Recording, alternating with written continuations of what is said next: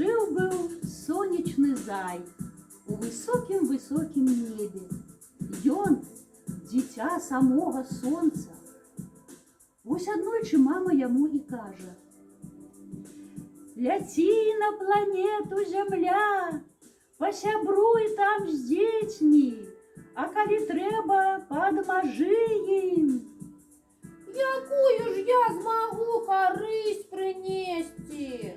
Ты, маё дзіця, светлая, прамяністая, усмешлівая, шчаслівая, вось і падмагай малым зямлянам, каб і яны такімі былі. А калі мне там цяжка стане, хто мяне падтрымае?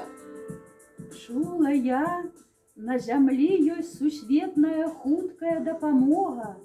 Яна называецца Дзіцячы фонд Арганізацыі Аб'яднаных Нацый, скарочана ЮНІСЕФ.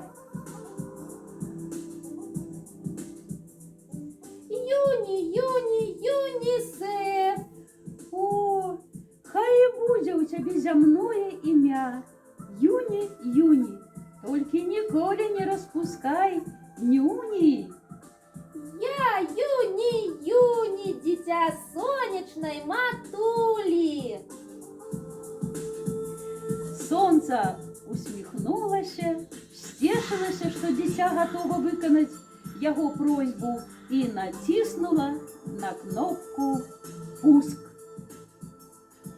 Шчаслівай дарогі, Юні!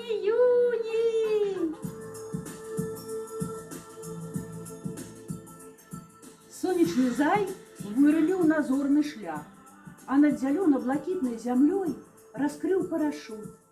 Перад ім віднелася планета людзей. Ён убачыў дзівосны зямны шар. На ім моры і акіяны, рэкі і азёры, джунглі і пушчы, роўныя палеткі і гарбатыя горы. Пад парашутамі Юні паказалася зямная прастора, падобная на вялікі кляновы ліст.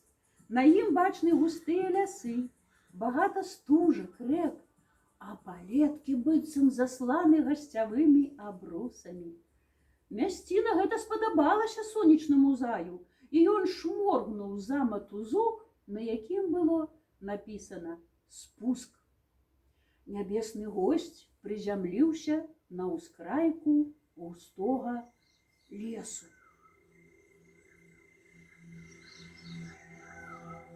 Раптам з-пад іх нехта выскачыў, падобны на яго промнік, але ўвесь белы-белы, з ружовымі вушкамі і чырвонымі вачамі. Ты хто? Я сонечны зай, прыляцеў з неба, а завуць мяне Юні. Моднае ў цябе імя, а я проста белы зай, бяляк. Цяпер бачыш, зіма ў нас, вакол снег, вось і я футра такое ж апрануў для маскіроўкі. А летам ты таксама ў гэтай вопратцы будзеш? Ты што, хочаш, каб мяне адразу прыкмеціў воўк ды злавіў? Не, летам я ў русым каптане бегаць буду. Стану русым заем, русаком. Зимой белый, летом русы. Значит, ты белорусы. Ага, мы усе белорусы. И дети себе называют белорусами. И краина Беларусь.